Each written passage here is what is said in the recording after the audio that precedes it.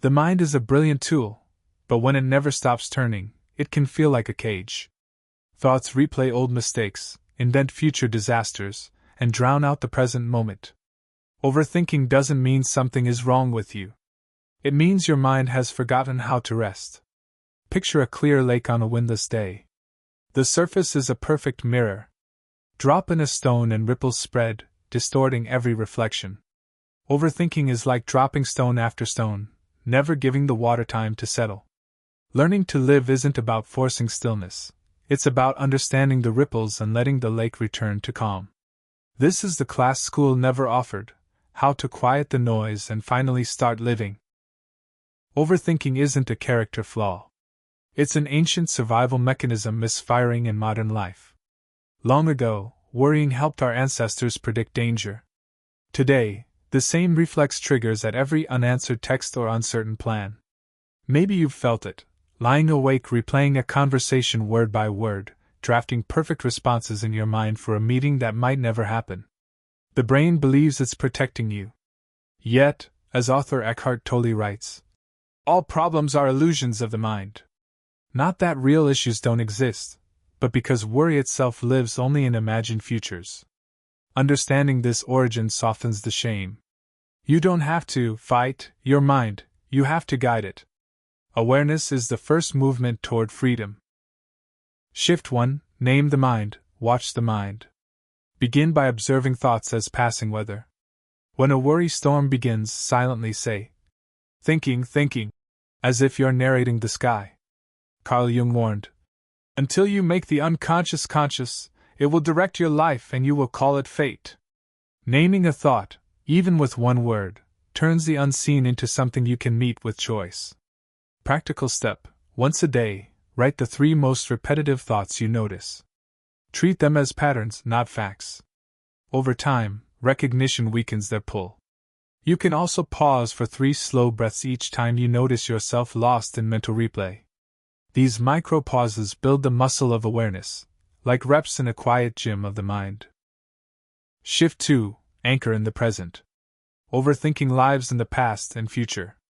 The cure is in the senses. Feel the breath traveling in and out. Notice the pressure of your feet on the floor, the sound of distant traffic, the smell of the room. Lao Tzu said, if you are depressed, you are living in the past. If you are anxious, you are living in the future. If you are at peace, you are living in the present. Try the 5-4-3-2-1 practice. Name 5 things you see, 4 you feel, 3 you hear, 2 you smell, and 1 you taste. Simple, but it brings you back to reality, the only place life actually unfolds. You might also experiment with short, device-free walks.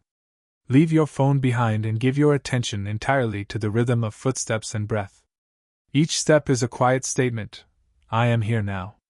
Shift 3. Act small, act now. The overthinking mind waits for perfect certainty. Reverse the order. Let action lead. Send the message, take a 5-minute walk, open the book you keep postponing. William James wrote, action may not bring happiness, but there is no happiness without action. One small real-world step ends the loop of imagined outcomes. Consider starting every evening with a brief ritual. Choose a single, next right action for tomorrow morning. It might be to stretch, to write 1 paragraph, or to clean a single drawer. When you wake, do that first, before checking your phone. This rewires the mind to favor living over ruminating. These 3 shifts, naming, anchoring, and acting, create a new rhythm. Start with 5 quiet minutes a day and let stillness expand naturally. Replace one doom scrolling session with a walk or a brief meditation. When you notice a thought loop, pause for a single conscious breath. Lao Tzu reminds us, a journey of 1,000 miles begins with a single step. The step here is often nothing more than the decision to be fully present for 1 breath, 1 action, 1 ordinary moment. As weeks pass, you may feel a subtle spaciousness, more patience with others, more trust in your own timing, and a clearer sense of when to act and when to let go. Overthinking is the mind's attempt to feel safe, but life is not meant to be solved, only lived. The Stoic Epictetus said, make the best use of what is in your power, and take the rest as it happens. As you move through today, remember that a single conscious breath, a single real action, can change the whole direction of a moment. Wisdom is built one ordinary choice at a time. This lesson is part of a bigger journey. School of the Wise exists to share the hidden curriculum of life, the ideas and practices that school never taught but every soul needs. Each week we explore another dimension of conscious living, drawing on timeless thinkers and lived experience. If you found clarity here, subscribe and join this growing circle of learners. Leave a comment with a practice you'll start today, or a question you'd like explored in a future lesson. Your insight may become the seed of the next class. Stay present. Stay curious.